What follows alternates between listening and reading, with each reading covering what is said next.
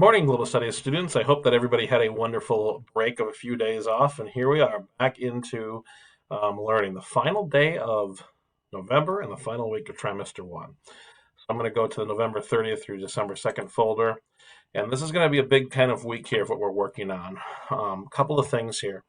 All right. First of all, um, we are going to be welcoming Mr. Gallagher's group with us today. All right, on Monday. Here's our plan. Number one, as I go through the instructions, again, make sure you've put this into Notability. If you've not done so, this week is going to be extremely important that you do that.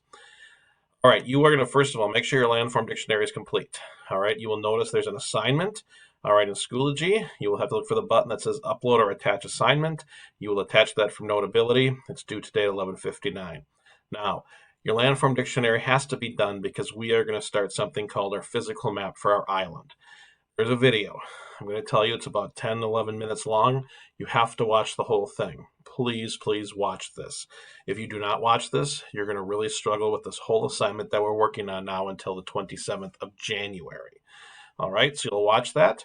You're going to upload the physical map template into Notability, and then you're going to use at least 10 land features from the dictionary.